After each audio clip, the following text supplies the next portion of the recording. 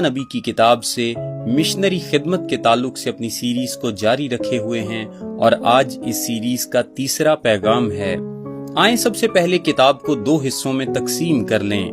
پہلا حصہ مشنری بلاوا ہے۔ اب شروع کرنے کے لیے ہمارے سامنے پہلا مشنری بلاوا ہے اور ہم اس میں بہت سے نکات دیکھیں گے۔ پہلے اور دوسرے باب کے پہلے مشنری بلاوے میں شروع سے دیکھنے کے لیے ایک حکم ملتا ہے۔ ایک عام لحاظ سے پہلے مشنری بلاوے میں ایک حکم شامل تھا۔ پہلی آیت میں لکھا ہے، خداوند کا کلام یونا بن امتی پر نازل ہوا کہ اٹھ۔ اب یہاں یونا ہے جو اپنے نبوتی کام میں مصروف عمل ہے اور خدا اس سے کلام کرتا ہے۔ اب ہم یونا کے بارے میں بہت زیادہ نہیں جانتے۔ پرانے عہد نامے میں صرف ایک اور جگہ اس کا ذکر کیا گیا ہے جو کہ سلاطین کی دوسری کتاب کے 14ویں باب کی 25ویں آیت میں ہے، اور جو کچھ وہ آیت بتاتی ہے وہ یہ ہے کہ وہ جات حفر کا ایک نبی تھا جو کہ گلیل میں بالائی حصے میں ہے، اور یہ کہ وہ یربعام دوم کے دور میں اسرائیل کی شمالی سلطنت میں ایک نبی تھا جو کہ اس کی نبوت کو تقریباً 800 قبل از مسیح اور 750 قبل از مسیح کے سالوں کے درمیان اسی کے کہیں ارد گرد ظاہر کرتا ہے۔ یہی وہ سب کچھ ہے جو ہم اس کے بارے میں جانتے ہیں، لیکن بہر صورت وہ ان معاملات میں مصروف ہے جن میں سب نبی مشغول ہوتے ہیں، اور خدا اس بہت ہی خاص موقع کے لیے اس کی زندگی میں مداخلت کرتا ہے۔ اس کے نام کا مطلب کبوتر، امن کا ایک پیغام رساں ہے۔ یونا ایک یہودی روایت دلچسپ ہے کیونکہ یہ یہودی روایت بتاتی ہے کہ وہ سارپت کی بیوہ کا بیٹا تھا جسے مردہ سے زندہ کیا گیا تھا، یعنی وہ بیٹا یونا تھا۔ ہم نہیں جانتے کہ یہ بات سچ ہے یا نہیں، لیکن یہ دلچسپ ممکنہ بات ہے۔ اب یونا کے دور میں اسرائیل مشرق کی طرف ایک بڑھتی ہوئی غیر معمولی طاقت کے خوف میں مبتلا تھا۔ عظیم اسوری قوت ترقی کر رہی تھی، وہ عروج حاصل کر رہی تھی، اور یہ ایک خوفناک معاملہ تھا۔ اور اگرچہ اسرائیل میں کچھ بڑی ترقی جاری تھی اور کچھ اچھے معاملات رونما ہو رہے تھے، تو بھی نینوا اور مشرق کی بڑھتی ہوئی طاقت کا جھانکتا ہوا یہ خوف ہمیشہ موجود ہوتا، اور عین یہی وہ جگہ تھی جہاں خدا چاہتا تھا کہ یونا جائے۔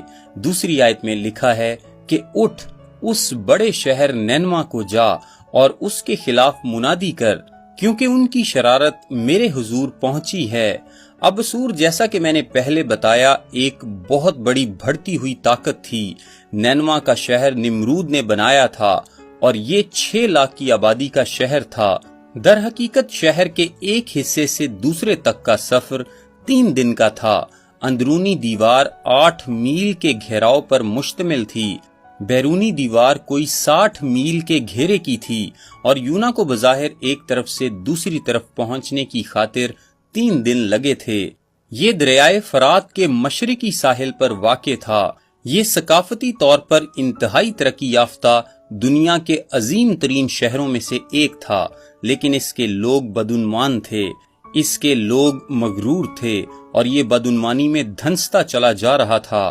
ناہوم نبی نے بھی، جس نے نینوا کے خلاف نبوت کی، اسے ایک خونی شہر کہا جاتا ہے کہ یہ دھوکہ بازی، جھوٹ، ڈاکوؤں، ہوس، ظلم، جادوگری اور بت پرستی سے بھرا پڑا تھا، اور ان کے سپاہی اپنی بے رحمی اور اپنے ظلم کی وجہ سے مشہور تھے۔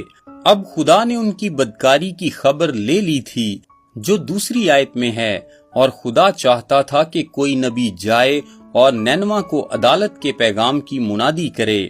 اب دوسرے انبیاء نے، جن کا میں نے آپ کے سامنے پہلے ذکر کیا تھا، جو کہ مشنری کردار کے حامل تھے، بیشتر طور پر کبھی بھی اپنے پیغامات اس ملک کی سرزمین پر نہیں دیے جن کے لیے انہوں نے کلام کیا تھا۔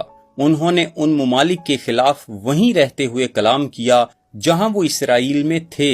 تکنیکی اعتبار سے یونا وہ پہلا مشنری تھا جسے اختیار دیا گیا کہ نہ صرف ایک بیرونی قوم کے خلاف کلام کرے، بلکہ اس قوم کے پاس جائے اور ان کے روبرو ان کے خلاف کلام کرے، اور یہی حکم تھا۔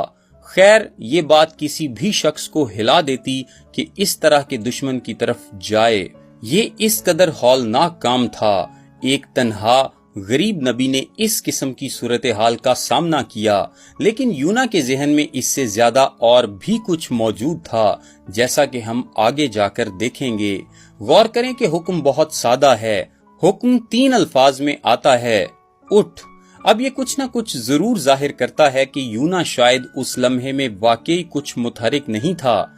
यूना चल उठ जा, ये वो बात है जो वो कहता है। नैनवा को जा और उसके खिलाफ मुनादी कर। 3 अल्फाज, उठ, जा, उसके खिलाफ मुनादी कर। अब ये एक मिशनरी हुक्म है जो कि काफी है। उठ, जा, मुनादी कर। ये पैगाम अभी जारी है। मेरा